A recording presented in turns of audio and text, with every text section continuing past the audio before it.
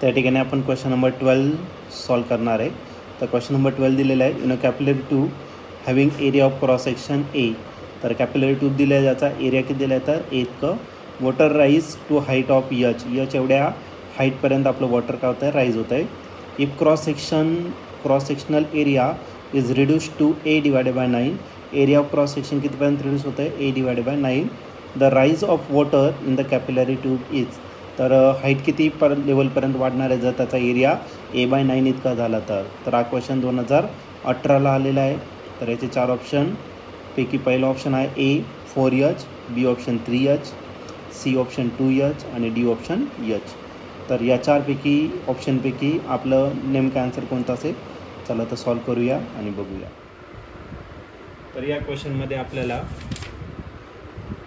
एक capillary tube दिलेलं आहे, ज्याचा area of cross section A इतका दिलेला आहे. स्टार्टिंगचा कॅपिलरी ट्यूब ज्याचा एरिया ऑफ क्रॉस सेक्शन किती दिलं आहे तर ए इतका दिलेला आहे.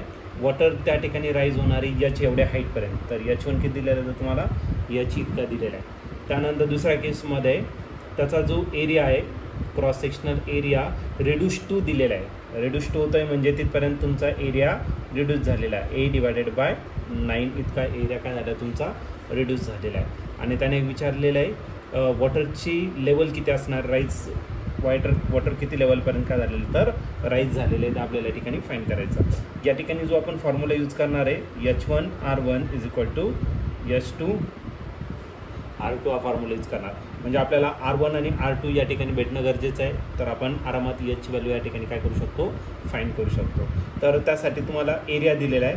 ओके, तर याला काय करू आपण इक्वेशन 1 कन्सिडर करू.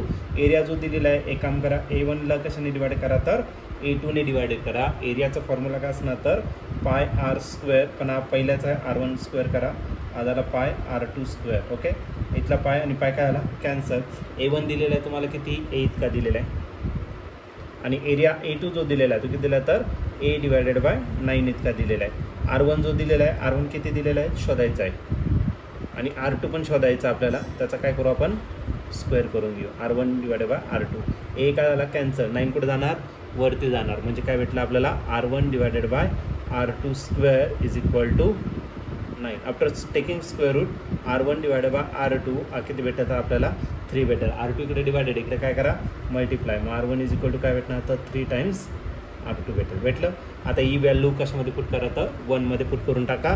देअरफॉर इक्वेशन 1 बिकम्स काय भेटेल आपल्याला इक्वेशन 1. तर इक्वेशन 1 आहे H1 किती आहे H आहे टाकला. R1 आहे 3R2.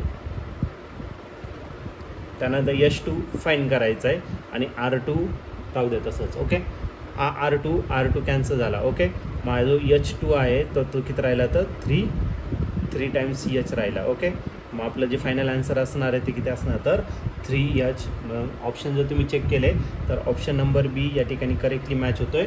ऑप्शन बी या क्वेश्चनचं राईट आन्सर असेल. म्हणजेच किती तर H2 is equal to 3H. मग किती लेवलपर्यंत वॉटरची लेवल वाढणार तर 3H एवढ्या हाईटपर्यंत वॉटरची लेवल या ठिकाणी वाढेल.